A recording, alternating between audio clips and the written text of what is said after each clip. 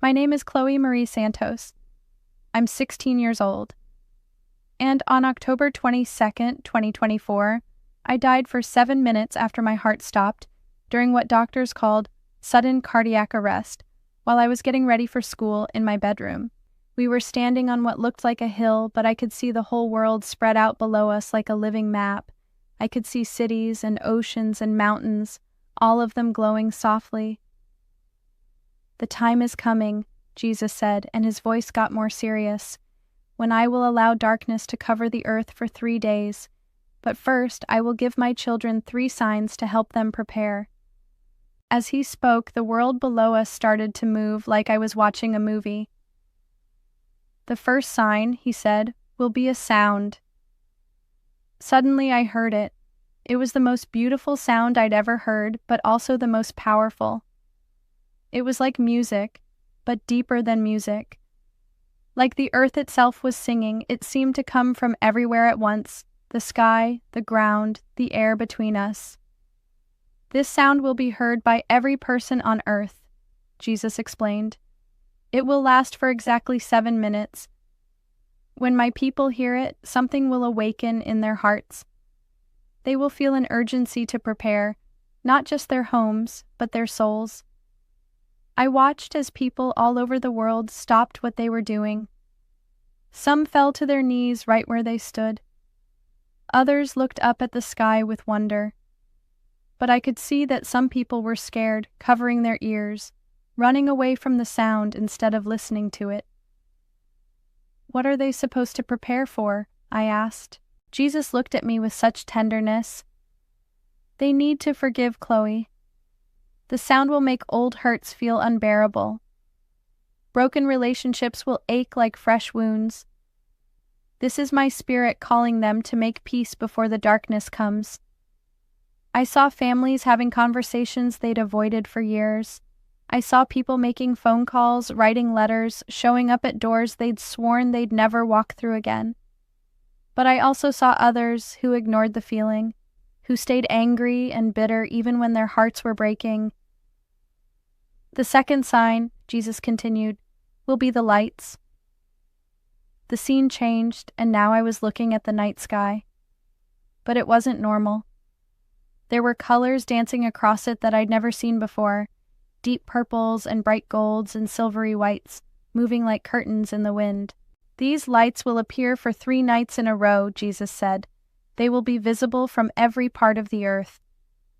When my people see them, they will know the time is very near. They will gather in their homes and spend these 3 nights in prayer and preparation." I watched people come out of their houses to stare at the sky. Children pointed in wonder. Some adults were afraid, but others, the ones who had listened to the sound, they were busy. They were filling containers with water, gathering candles, calling their families to come home. "And the third sign?" I asked, though part of me didn't want to know. Jesus turned to look directly at me, and I saw something in his eyes that made my chest tight. It was sadness, but also hope. "The third sign will be the silence." Everything around us went completely quiet. Not just quiet, silent in a way that felt supernatural, like even the air had stopped moving. "For 1 full hour," he said, "every machine made by human hands will stop working. Cars will not start. Phones will go dead. Even the electricity will pause. Only the sounds that I created, wind, water, birds, will remain." I saw it happening. Cities went completely silent. People came out of buildings, confused and frightened. Traffic lights went dark. Cell phone screens went black. But in that silence, something beautiful happened. People started talking to each other. Really talking. Neighbors who hadn't spoken in years were suddenly having conversations. Families were gathering together without distractions. "When the silence ends," Jesus said, "my people will have exactly 24 hours before the 3 days of darkness begin." "Why darkness?" I asked, and my voice came out smaller than I meant it to. Jesus knelt down, so we were eye to eye. Because the world has forgotten how to be still with me, they fill every moment with noise and lights and distractions. They worship their devices more than they worship me. For 3 days, I will remove everything that pulls their attention away from what truly matters. He showed me what it would look like. Darkness so complete that candles and fires were the only light. No electricity anywhere. No internet, no TV, no phones. Just families sitting together, talking, praying, remembering how to be human. Those who have prepared their hearts will not be afraid, Jesus said.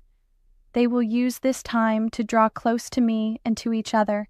They will discover they don't need all the things they thought they needed to be happy. But I also saw the other side. People who hadn't prepared, who had ignored all 3 signs. They were panicking. Some were trying to break into stores. Others were fighting over what little they had. The darkness that was meant to bring peace had become their worst nightmare. I pray every day, not because I have to, but because I want to talk to Jesus again. I keep thinking about those 3 signs, the sound that will last 7 minutes, the lights in the sky for 3 nights, the silence for 1 hour,